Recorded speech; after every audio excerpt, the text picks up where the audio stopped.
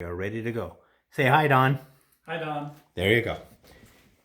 Okay, now that we've got the technical issues taken care of, today I'm shooting with Don Rowley, and we're going to be covering a whole lot of stuff. We're inside where there's no high wind or no snow, which your comment about the Colorado weather, like a girlfriend, coming back. Oh, she. And another thing. Yeah, that one. Yeah, we just got snow in the middle of May. Okay, what I want to talk about now is the point of no return. Now, human beings. Jacket? Should I have a jacket? No, Okay. no. I don't do clothing throws or Okay. takedowns, etc. But you know, some people do and they like it. And I just found that you grab the guy's t-shirt and goes. So, that, by the way, is an important safety tip. If you're going to grab somebody's clothing, make sure you grab it in such a way that it won't stretch out. Because, like, if I grab his shirt and pull, the odds are I'm going to go, whee, and he'll stay there, but he'll stretch the shirt. As opposed to doing something like locking the clothes so they won't stretch, or as he demonstrated, using it as a choke. By the way, polo shirts, really good. No, down.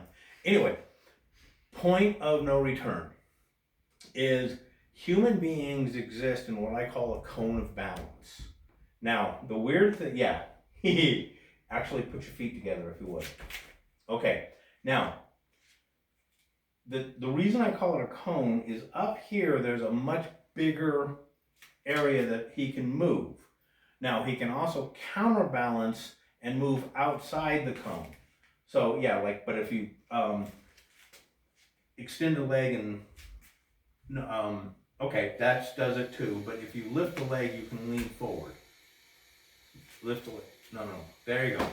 So the balance, he creates the balance by putting things out, But if you take away those counterbalances, you have a cone. Now, if you turn to face the camera, I want you to basically become a board. Okay? Now, move your shoulder towards my hand. No, towards. Lean. No, without. Like a board. Oh. Right? He's counterbalancing. That's why he's not falling. Without counterbalancing. Right about there is where he begins to fall. Okay, that's the outer side of the cone with the shoulders. Okay, now, odd thing is, and this is why it's a cone, is that distance is less at his hips. So, lean, boom. See the difference? Okay, come back. Notice, and do it again. Notice the knees. Lean until you go. There you go. Okay. The ankles are even less. So basically, if somebody is moved to the point of no return, which is the outside of the cone, okay, they're going to do basically limited options. First option is reestablish a new base. So, if I moved off the base, or here, let me demonstrate on Don. If I move Don, his legs are acting as a base. But if I move him off the base, boom, he takes a step automatically. Now he throws in the turn because he's going to kick me or punch me, but that's Don. Okay. It's a fair call. Yeah, I thought so. So there's a natural counter when we lose our balance to step, which, by the way, is how we walk. That's how ingrained this is. So when he...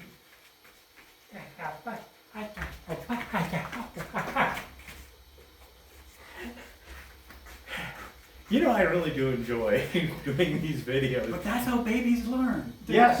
Yes. It's a controlled fall. Yes. And they're usually like heading towards the electrical socket. Yeah.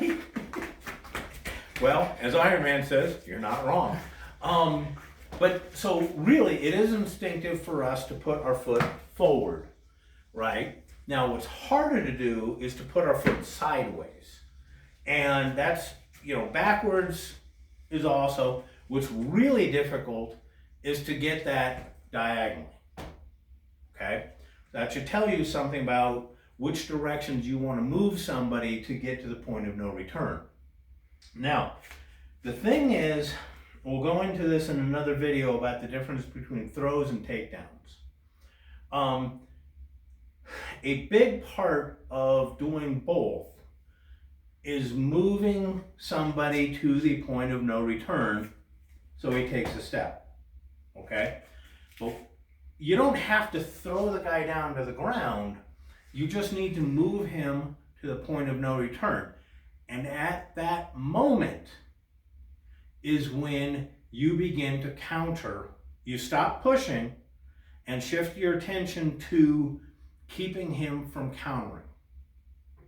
Okay? So if I move him, right, without putting a foot there, okay, and he just did a very trained step, okay,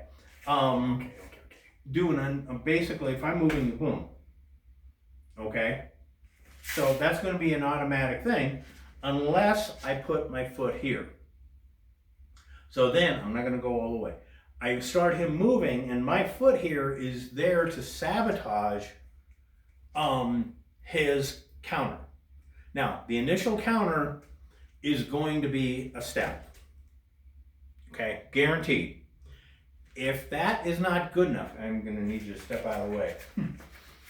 Not all the way, but okay, never mind. If I can't get my balance back from reestablishing a new base, he's dancing off camera. You guys can't see it, but I can.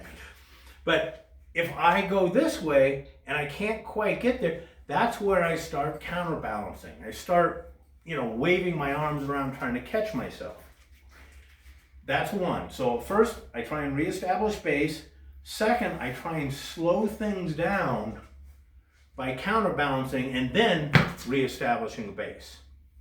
So watch for that slowdown. It's going to happen, right? The guy is going to try and counter, and the other thing, and now I'll need you, is let's say, Don, I'm falling this way and my counterbalancing isn't working. Okay? Notice my hands. Okay? What is the most likely thing? Well, excuse me. If I'm trying to balance and it doesn't work, my next action is to try and grab onto something. Now comes the question, what's the most likely thing for me to grab onto? Hold me. Okay, I'm gonna try and grab onto something. Usually, that's you. So, if Don is in the process of throwing me here, okay, see this hand? Guess what it's gonna do? It's gonna try and grab it. So, inherent in your throw or takedown, you have to address this hand that is trying to slow me down or grab onto something. Do something to keep me from grabbing him. Okay,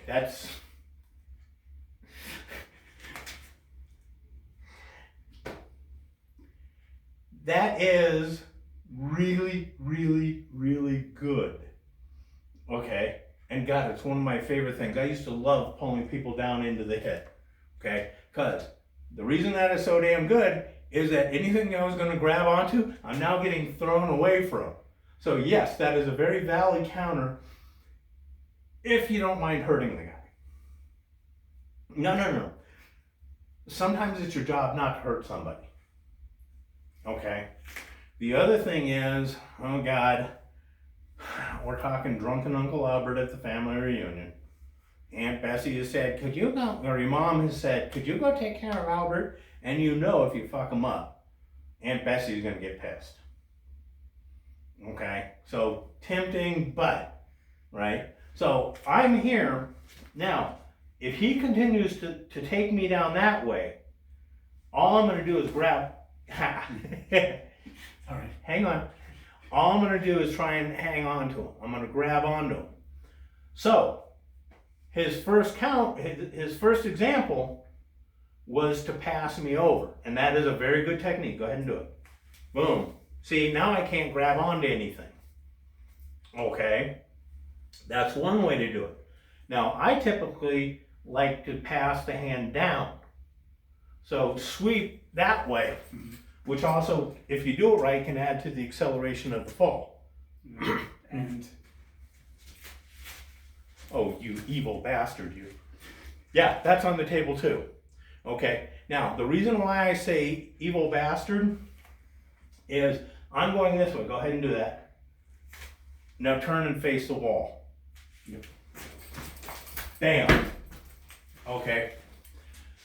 Which, by the way, comes into the, we'll do this later, which is all the things that you can do to increase or decrease the damage you do. Okay? Now, the fourth natural reaction after you've taken somebody outside the cone of balance, if all else fails, is to try and brace for impact. Okay? Is this like T-Rex? this is what happens when you hit the ground like this. Yeah, I know. I'm aware of that, but that's a natural reaction. Did you have Mexican for lunch? Not me.